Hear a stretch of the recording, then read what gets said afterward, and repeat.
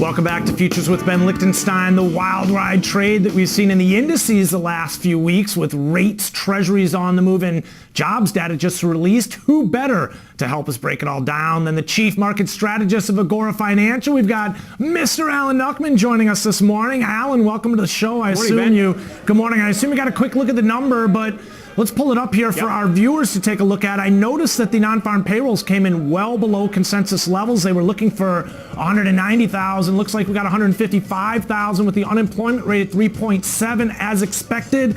Alan, your thoughts on non-farm payrolls coming in a little bit lower than expected? Yeah, this number significantly below allows them to slow the rising in rates if they so choose. Well, wait, there was a 75% chance. Slow it in terms of December or next year? Oh, I'm talking about for the further out. Okay. There's a 75% chance of December is going to happen. So it looks like that's kind of a done deal, but it gives them some room in the future to bring these to a halt. If you look at the futures markets coming into the day today, the range as you look further out in the Eurodollar is an old school way to kind of look and see what the scope of the rate increase is going to be. That market had stalled, and you could see that it was flat all the way out into 2024, 2025, that there was maybe one more rate hike in play, and then after that, absolutely nothing as far as the eye could see. Another thing to pay attention to is the revisions. They brought the October and September numbers down, so I think the 3-month average is about 170,000 jobs added over the last 3 months. So you're seeing a little bit of a slowing there, if that's helpful to the Fed's Fed's mission. Alan, do you think the activity you just mentioned in the Eurodollar has actually been contributing to rates which have been coming off this week? We saw the TNX down below that 2.9% level again. Yeah, I was looking at the Eurodollar futures, not the Euro currency futures. So that's an old school way when I was a kid, right? So, we were seeing some interesting action here that obviously everybody had thought that it was a done deal for December. We'll have to wait and see. The markets have kind of priced that in. What also was in the number that I thought was interesting is that the hourly earnings, 0.2%, pretty modest there. So nothing terribly hot in these numbers. So it allows the Fed to rein things in a bit after the commentary from the last couple weeks ago that kind of changed the momentum of everything. Yeah, I'm actually noticing that treasuries for the most part are hanging out right around where they were headed into it. Obviously a lot of trading day left. Let's pull up that wages data again that Alan was just commenting on. It came in at 0.2%. That's the average hourly earnings. Obviously, this is one of the closer watch components of this number, Alan, and much like you were saying in terms of the jobs data coming in a little bit soft, as this comes in, flat to slightly lower than expected, and if you take a look, it looks like prior was revised to 0.1%. Alan, I mean, this is what we're waiting for. This is what the Fed needs in order to continue along the path. I mean, I'd imagine that the softer wages data as well kind of points to what you were talking about before in terms of the Fed having to kind of put things on hold a little bit. Yeah, we talked about this many months ago, how it was so interesting that if you looked out in the futures next year in 2019, at one time they priced in 2.5 rate hikes. Now they've dialed that back further and further. But even 6 months ago when we looked at that, that was somewhat, got my attention because it was nothing in the future. Once they got the rates to about 3%, all the way up to 2022 or whatever it was, there were no hikes in the future. It was a stall, but now they've obviously brought that stall closer to our current time frame. So I think this question is kind of answered for the markets for right now. And if you saw the action that we've seen in the 10-year and the Treasury in the 30-year over the last couple of weeks, obviously this breakout to the upside was rather significant after we saw the 10-year stall between 117 and 119 as far as price goes for a couple months. Now it's broken to the upside. We're actually seeing some flight to quality action that we hadn't for many months, that when people were concerned, now people are buying treasuries and buying 10-year notes, whereas in months past they just didn't do that. Hey, Alan, a little bit earlier in the show, I took a look at crude as it was coming off. It's now 30% off those 2018 highs, recently back below 50 now. I'm curious your thoughts on the correlation between yields and crude, because earlier they were both on the rise. Now they're both coming off together. Is the relationship there, or am I just trying to connect too many loose ends at this point? Well, sometimes relationships are strong, and sometimes they're weakened, and the issue with crude was it was rising even though the dollar was up there near its highs. Right. That's disconnected. That ability to fight through the strength of the dollar, now that the dollar's had that key reversal, weekly key reversal back in November, that hasn't helped crude at all. Now, if you look at crude from a technical standpoint, you and I both view these things the same kind of way.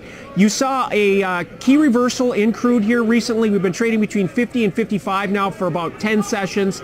Let's see where the next move is. And on this last low that we made, we did not see new highs in volatility. So there's bullish divergence there. So from a technical standpoint, this could be a positive. We'll have to wait and see. But getting back to the dollar, if we're not getting any rate hikes in the system, what's going to keep the dollar strength continuing? That's the question. I think if the dollar can come back down, we've said it many times, I've said it many times before, that obviously can finally be supportive of some of these commodities markets. Yeah, well, it's starting to come down a little bit right now. It's back to yesterday's lows. Alan, let's talk a little bit about central bank activity next week. Now that we've got jobs data, I think the focus is going to shift a little bit.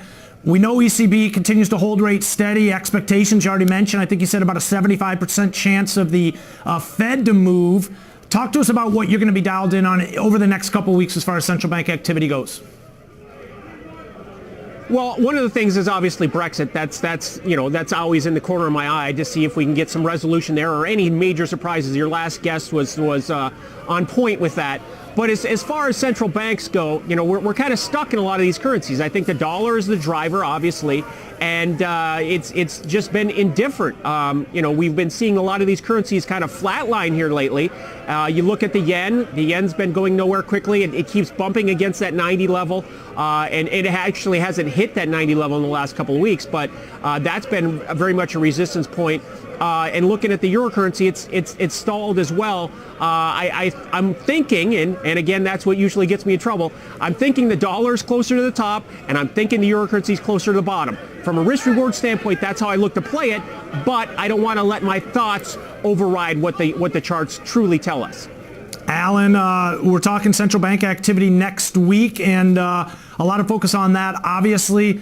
Talk to us about what you think here in terms of the dollar and the indices right now, because we had been talking about a stronger dollar creating a bit of headwind. I wonder if that's actually what's starting to come around right now, if that's actually as we work our way into year end. We still have the dollar holding near the 2017 highs. We talked about how rates have been coming off a little bit recently. In addition to trade, obviously, which has been a bit of a headwind, are we starting to see the dollar, which is starting to create a little bit of headwinds as well? I would like to think so. I would like to think that we could make another attempt down on the 96 level and kind of shake it up a little bit. We'll see in the next couple of weeks if that's going to be a year-end type event. Now, if we get back into the stock indexes, we're getting a little firmness, or we're having some firmness coming into the number here this morning. We had an amazing reversal yesterday, and that's the kind of capitulation day that you look for a low to get put in. What's important is that we've attempted or tested those end of October lows in the stock indexes and then rejected them once again. Obviously, it needs to build on this reversal from yesterday.